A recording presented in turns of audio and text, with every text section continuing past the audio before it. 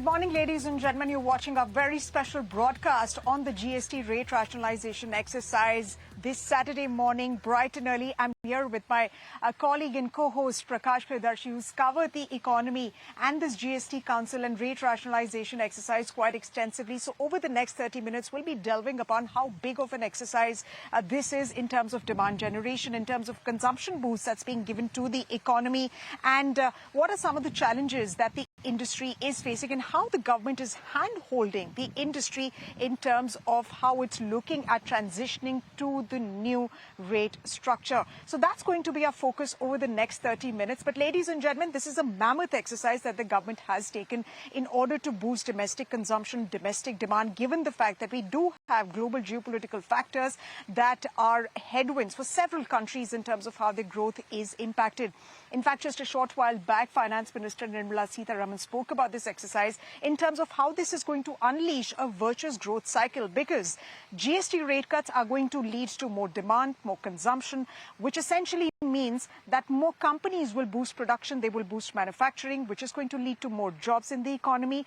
More jobs essentially means more money in the hands of consumers and so on and so forth. So we're going to be discussing several aspects of this very crucial story, but most importantly, this GST rate rationalization exercise kicks off on 22nd September with the onset of the festive season. In fact, joining us on this special broadcast, besides, of course, my colleague Prakash Priyadarshi, our guests who represent the best in the industry. We have Saloni Roy, partner Deloitte India, Parul Nagpal, tax partner EY, and Rohini Mukherjee, partner LKS. We'll come to all three of you ladies in just a bit, but Prakash, let's first discuss about how the government is sort of hand-holding the industry in terms of implementation to the new rate regime, because, at the moment, that really is the big question in the industry's mind, and that's what essentially all of us are wondering on, how smooth this entire transition process is going to be.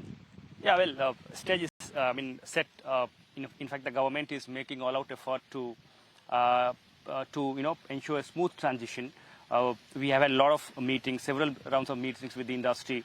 CBIC chairman himself is taking charge. In fact, 8 industry body have been invited and discussed all those things. In fact, industry has also raised some concerns about implementation, technical aspects of it. But the government is making sure that there should be smooth transition. There should not be any hiccups, and consumers should get benefit. Along with that, CBIC, the department which has been tasked with ensuring smooth transition, effective implementation of GST rate rationalization, has issued advisory to all its field formation, special commissioners, chief commissioners, to ensure that there should be effective implementation. Along with that, almost 55 items have been identified, which is essentially daily use items, essential items, and there should be rate comparison before 22nd September, after 22nd September, and how there is rate rationalization, rate reduction. And a report has to be submitted to the ministry on every 20th, and the first report will be sent to the ministry on 30th September. So the government is making all-out effort. In fact, the finance minister herself is keeping an eye. In fact, she has stated that she's holding a lot of discussions with a lot of outreach programs, traveling all across the country. She is in Tamil Nadu today, and trying to reach out to industry, understanding their concerns, making them aware about the GST Council decision, and so that they could be aware about the government's intention. So this is what's happening at this point of time. And of course, there's no doubt that there should be effective implementation of GST rate rationalization. Absolutely. Effective and smooth transition is something that, of course, the government is also intending at. And of course, Prakash, you've been tracking this, beat for a while, and you're suggesting that overall stakeholder consultations is something that the government of India is focusing on because it's important to address the concerns of the industry. And ladies, we'll come to that point in just a bit. Thank you very much for patiently waiting for your turns. But Prakash, let me also address this one more point. When you talk about implementation, I think there's also some concern on whether the shopkeepers, whether these businesses on their products that really get rolled out. So, relaxation has already been provided that they can paste a different level, a different sticker on the same package. they need not to get another packet because look, we don't have sufficient time at this point of time because the implementation has to take place from 22nd September. So the Department of Consumer Affairs have already issued clear advisory to them. Along with that, the government is with its field formation, GST offices, principal commissioners, indirect tax bodies, keeping an close eye. In fact, as I mentioned, that every month there has to be submit a report. Along with that, the finance ministry officials, CBIC chairman, they all are keeping an eye, and the government is ensuring a smooth transition. And I don't think any hiccups from the industry as well, because the industry has been very supportive. In fact, some have already taken decisions. They are passing on benefits to the consumer, keeping an eye on the festive season. So I don't think any hiccups from the industry side. Absolutely. And on 22nd of September, ladies and gentlemen, a big shopping bonanza is going to unleash. Big consumption boost is, hopefully is going to be given to the industry. On that note, let me come to you, Parul. Now, when we talk about a consumption boost, when we talk about more money in the hands of consumers, if you could present a realistic picture, realistic perspective in terms of how families, if a family is from a higher income household versus a middle income household, how much are they going to save per month? So this calculation obviously depends on what is the actual spending of that household. But if you see, the government's focus has been to keep the goods which are to be used by a common household. They have been either made exempt or brought into the net of 5%. And only the aspirational goods like AC, TVs, for which the government, or small cars, the government has also reduced the rate from 28% to 18%. All in all, this is intended to save some money for the common man and make them afford things which they were not able to afford earlier. Whereas when we talk about some of the luxury household or high-end households, the important aspect is that the government has still tried to, because of the income diversity that exists in our country, the government has tried to create a reasonable balance between the items of common use and the items which are to be used by a high-end household. So that's what I would feel that would be. But again, in order to say the impact, obviously that depends on what your existing savings are. All right. Rohini, in terms of the kind of feedback that you've gotten from corporates, what essentially are their biggest concerns at the moment? Of course, there is a consensus widely in the industry that this is, going to give a big push to their businesses in whichever sectors they may operate, except, of course, the sector pertaining to sin goods. But what are the larger concerns? So I think the main concerns which the companies are grappling with right now is passing on the benefit. So though anti-profiteering does not exist as there was a sunset clause and everything, but and the government is looking at a more trust-based approach. What with the Jan Vishwas scheme and everything also. But the main concern which the companies are facing are how to pass on the benefits, because there are certain price points which are there in certain industries. So let's say if someone goes to buy a chocolate, it's always a 5, 10, 20 category, right? So it's not always possible for businesses to reduce the MRP in these kinds of goods. Similarly for electronics also, there are price points. So the main issue is that how to pass on the benefits. Do I increase the grammage of certain goods? Do I give discounts? Would that be considered enough for passing on the benefit, or does it necessarily have to be the reduction in MRP? And another important thing is with respect to the credit which is getting accumulated. So because certain industries where the rates have come down, but let's say the rates of services has remained the same at 18%. So let's say for pharma or for FMCG, that's a major concern as to what to do with this mounting input service tax credit. Do I factor this in the cost when I'm reducing the price, or should I write it off and or should I keep it in my book? So basically, should I add it to the cost when I'm reducing the price, or should I keep it in my books and wait in case tomorrow there is a further price revision and I'm able to use this credit? So that's one major concern as to what to do with the mounting credit which is getting accumulated. So I think that's the one major concern which we are seeing for most of our clients. Right. So mounting credit is definitely the big concern that you are, sort of getting a sense on. But what about you, Saloni? So I agree with Rohini's comments. Apart from that, credits is an issue about, and there is this refund that is available on inverted duty structure. but rate rationalization is not always considered to fall within inverted duty structures. So that's something that needs to be explored. The other aspects are, how to make sure, that the communication channel through the entire distribution, from the manufacturer to the distributor to the retailer and finally to the customer, how the price list is communicated. Because finally, what the manufacturer decides, it needs to be communicated to the customer. There has been some guidance that, price lists need to be disclosed at an SKU level, especially even for pharma products. So, which is very difficult, because if you go to a pharmacy or a chemist, you will find that they have so many different medicines. It's tough for them to display the revised price list for all items. So I suppose availability of the price list with them would be important. Other issues are regarding inventory, existing inventory where tax has been paid at a higher rate.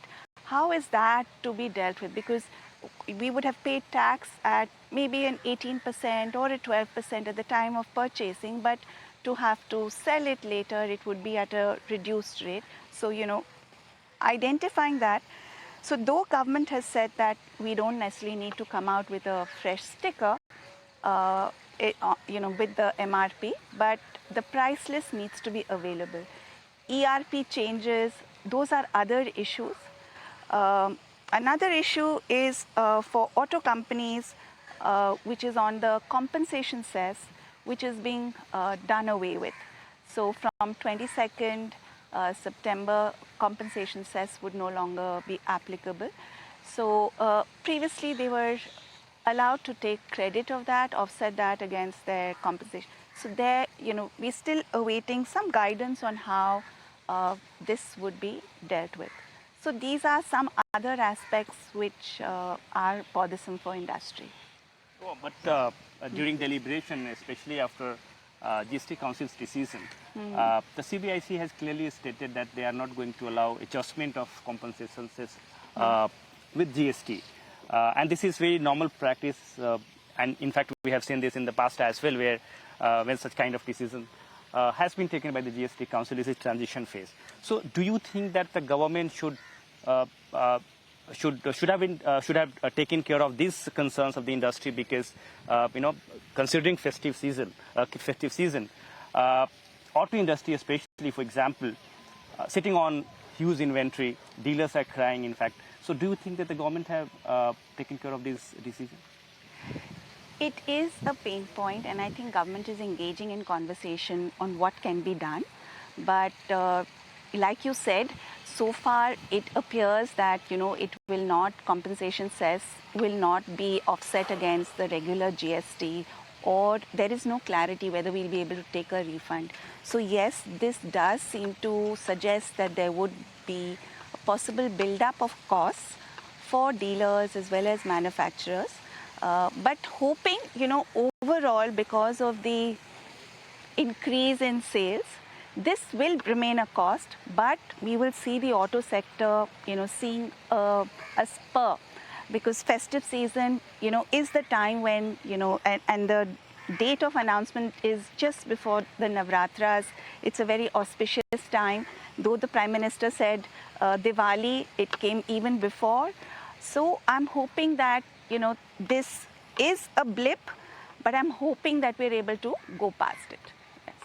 So essentially you're suggesting that this is just a blip, and of course, given the fact that the decision came just a couple of days before, we are hoping and do hope that officials within the North Block are listening and they are able to sort of handhold, these entire sectors and industry as far as these particular challenges are concerned. But let me come to you, Parul. Now, specifically talking about the FMCG sector. Now,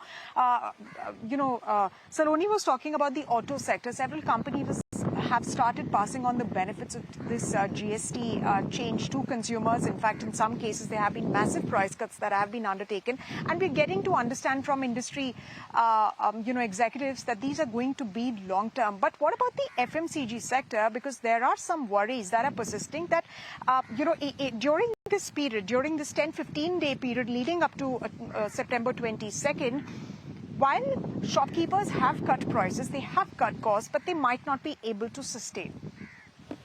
So you are right in terms of that this was more than what FMCG sector anticipated in terms of the rate cut. They were anticipating for few categories to become within the 5% bracket.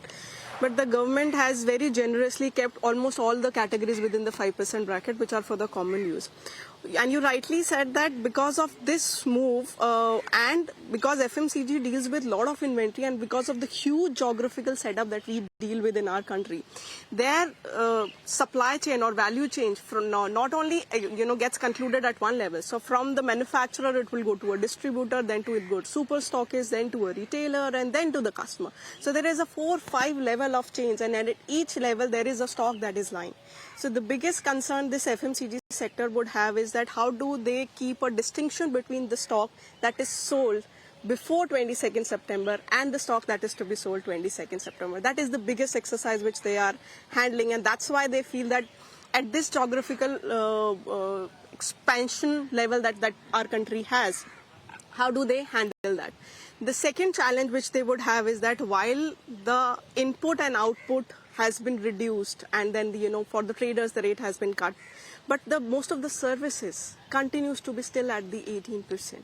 And for the sector which works on very less margin at each level, this may add to the accumulation. But the government is doing a very right thing. In fact, I have been part of some of the consultation which government is doing with the FMCG sector, where government is actively listening to the concerns of the industry and trying to resolve their concern. Like one of the example is this MRP change relabeling notice which government has issued, where they have relaxed the norms of labeling for them. So that's how I feel that the government and the industry participation, this might be handled. Right, Prakash. And one important aspect that I would like to draw to your attention is, of course, about the compliance burden. The GST Council has taken several decisions to bring down compliance burden. In fact, in terms of automatic ITC refund, some other aspects are also involved in it. The point is that how these decisions are going to positively impacting industry going forward in terms of GST collection. So, what I feel is that while the government's intent was always to facilitate the industry, but when we implement the law has to be implemented in its true sense. But the implementation is left at the individuals who are doing the implementation. And that involves a lot of interaction with the tax authorities. And with that, what was happening is that there was a lot of the intent of the government passing the benefit was somehow getting lost in the translation. But at the same time, because for these industries, inverted duty, like I said, that 18% is going to be the cost of packaging material. So the inverted duty is going to be there. With automated refund, the government has proposed to ease the benefit of these companies, similar to what has been given as the special status that was given to the export of goods or export of services only. Now that special status has been extended to inverted duty refunds also, which is a very welcome move. Having said that, some of the industry players still feel that, and there is a discussion, and government is very openly and positively listening to the industry concern, and they are looking at revising the discussion or formula for inverted duty, because right now inverted duty is applicable only for goods. But with the rate cuts now being to 5%, the major accumulation will happen on account of services. So government had done something on that, and what we are hearing and what we are hopeful is that government will handle that in concern of the industry as well. Okay, and allow me to come to Rohini Mukherjee. As per the government estimate, there could be revenue hit of around rupees 48,000 crore by this due to this decision. But the finance minister a few days ago stated that there could be approx rupees 2 lakh crore of infusion into the economy after effective implementation of this decision. Taking this statement into account, and of course, into the larger perspective, where there will be reduced rate, rates on various items, essentially items, common use items. So how do you assess this? Especially, we are still struggling crossing 2 lakh crore rupees monthly GST collection mark, right? So how do you assess this? Do you think that in future or in foreseeable future, it will be a new normal of collecting rupees 2 lakh crore or more than 2 lakh crore revenue collection monthly GST? There is of course, an expectation that there would be increase in the spendings, and that is expected, which would also lead to increased collections. One, that actually is also connected to the larger question as to how the manufacturers and the brand owners would pass on the benefits to the customers. If they are passed on in a better way, then also that would ensure that there are better collections. That's one step. Another thing is that apart from the revenue collections and everything, what I have also gathered is that previously the collections were mainly from the 18% category, which has now been brought down to mainly to a 5% category. So that will definitely ensure that there is increased compliance, and also there is a lot of steps being taken for ease of business, like we now have a better method of refund. So all this will also together ensure better tax compliance, and also a lot of issues have been put to rest. Like there were a lot of classification issues with respect to cosmetics, medicaments, auto parts. So with all these eases which have been put into place, it's expected that the business would also be able to function better and would be able to pass on these benefits to the customers, which in turn will ensure that the collections are also enhanced.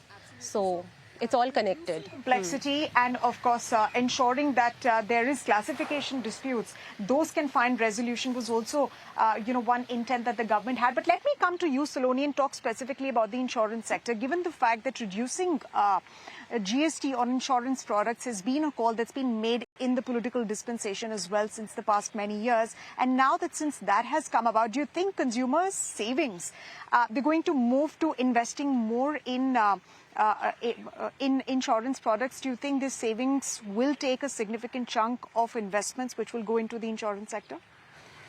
So the government had set up a GOM, which was to look at insurance, and there is a philosophy of insurance for all by 2047.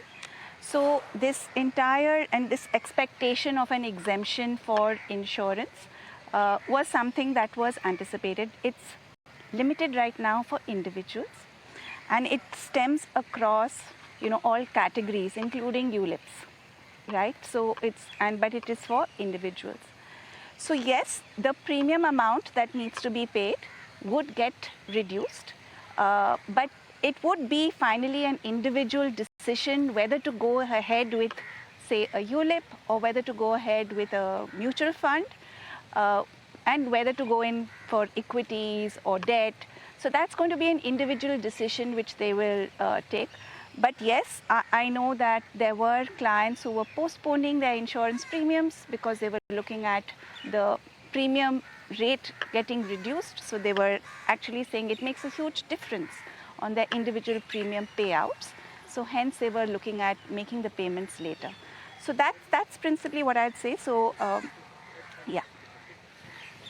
Okay, so before we wrap up, one last question, especially in the context of potential revenue loss of the states, because they have been demanding that the government should come out with a special mechanism where the revenue interest should be protected. But the government, in other hand, is of the opinion that in coming days when the tax base will be broadened, they could get a lot of revenue going forward. So do you think that the government should have, taken care of their concerns in terms of announcing some sort of mechanism where their revenue interest could be protected?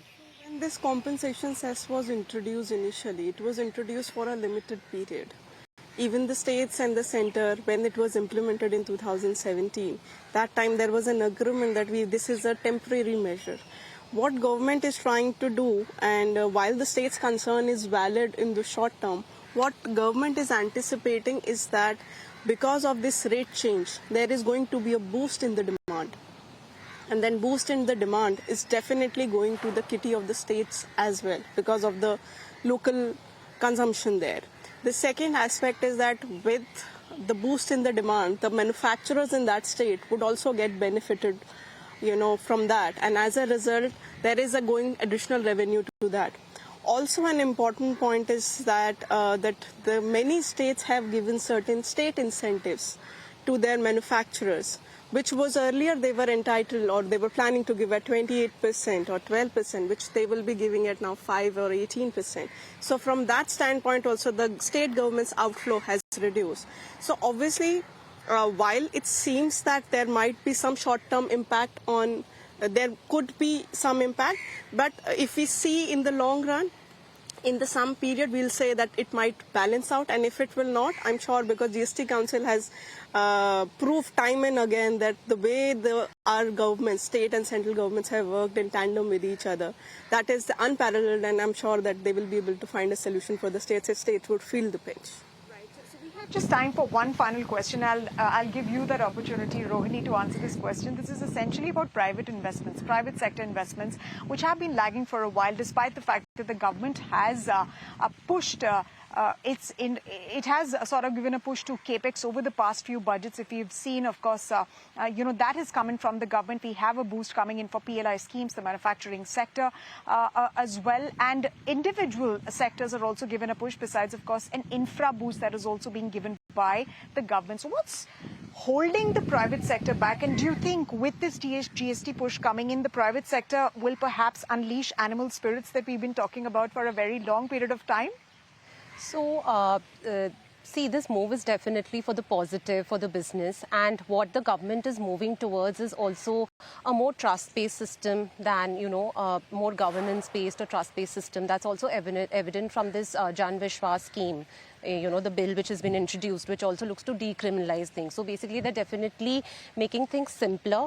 And the whole idea of this GST 2.0 is also to boost business, to increase investments, and with reduction of complexities and reduction of litigation, because litigation is also expected to reduce with the kind of relaxations which have been given, lower tax packets and everything. So definitely the industry is looking to benefit from this, just that there are some transitional issues and certain implementation issues which also the industry expects to get support from the government, as has also been indicated. So with everything together, reduction of complexities, easing out of compliances and everything, definitely it's expected that private investment will go up. All right, private investments will go up, and that remains to be seen. How soon that happens, that is something that we'll be waiting and watching out for.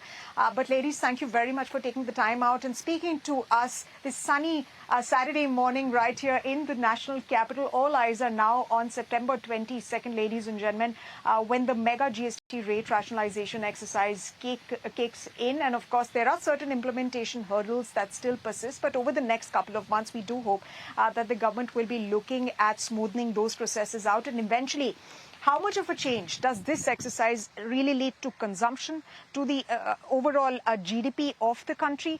That remains to be seen, and that is going to be one key thing that we here at ET Now will be keenly following and watching. On that note, it's a wrap on this special edition. Thank you very much for tuning in.